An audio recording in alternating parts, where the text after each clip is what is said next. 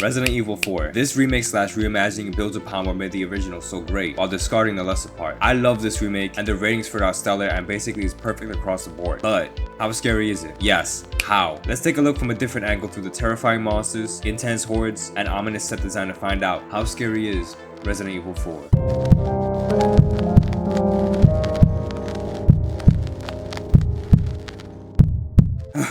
Finally here. Finally. It's been a long road, my bad. If y'all want to find out what took so long, I posted an update video yesterday. Y'all can check that out and put that right there, bot in the annotations. But let's not waste any time. Let's get right into this.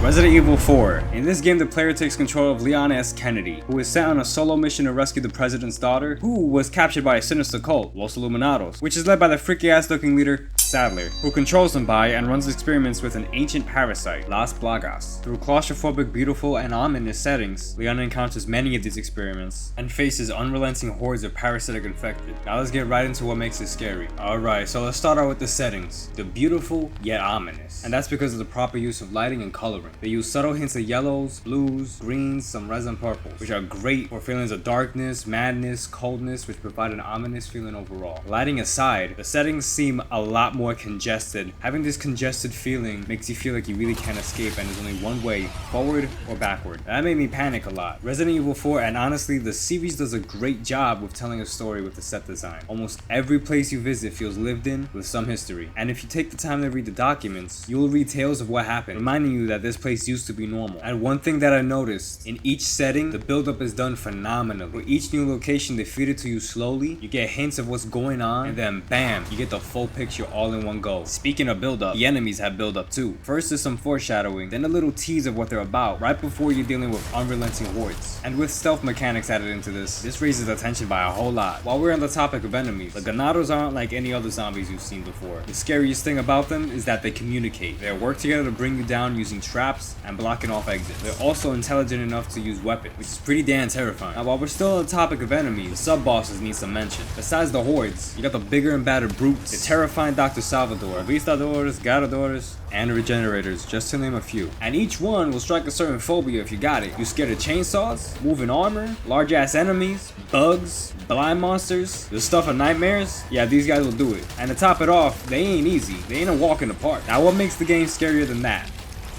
The bosses. Bosses in here are no joke. Whether it's a towering mindless giant or two, a xenomorph inspired creature that'll whoop your ass, or plenty of others, the bosses will have you panicking while you try to outmaneuver them and use your supplies wisely.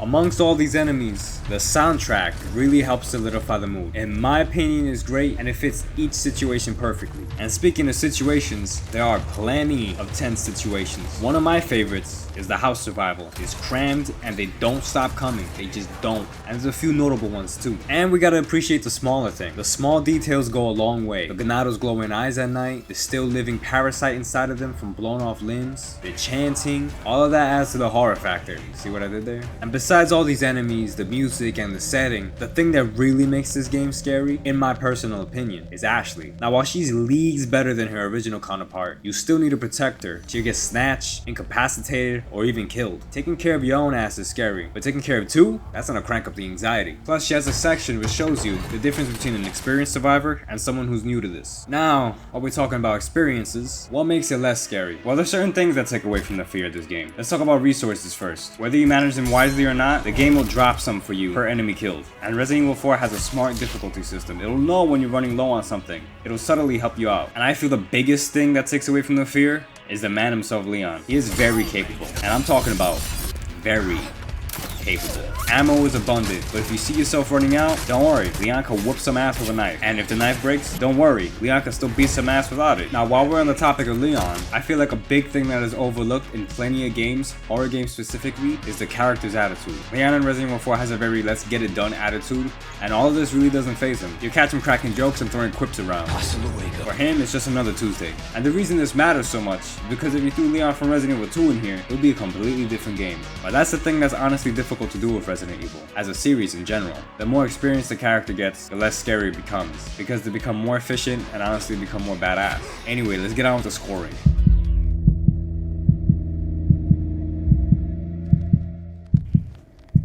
I give it a dread rating of 6. The sets, pacing, and music are all beautifully done, and with the added stealth sections, that adds extra tension to this game. But playing someone as capable as Leon, if anything, makes you more ready to face what's coming up, which is why unfortunately the score dropped by a lot, because if you weren't ready to face what's coming up, you'd be more apprehensive to go forward. Moving on, let's go to Terror.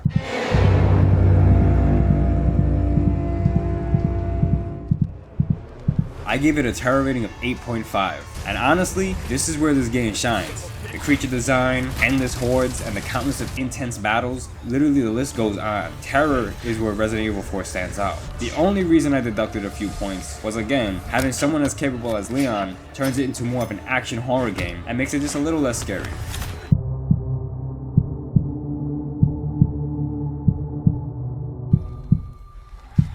Lastly, it has a horror rating of 6.5.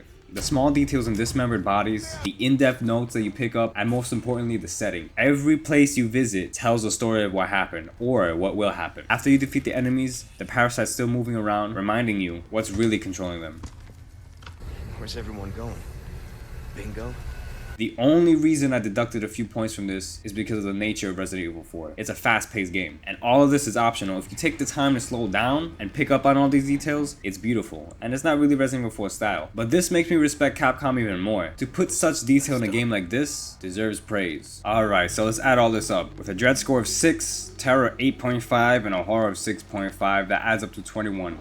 Divide that by 3, you get a 7, which gives us a Horror Factor score of 7. Resident Evil 4's world is beautiful and filled with detail, but you find yourself fighting for your life as you fend off terrifying creatures and unrelenting hordes while you try to manage your resources wisely. Resident Evil 4 is a must-play for all horror fans. Although lacking in dread, you'll definitely have your heart pounding constantly, with plenty of terrifyingly intense moments. Yeah, I really appreciate y'all for waiting for this. I know I announced this like mad long ago.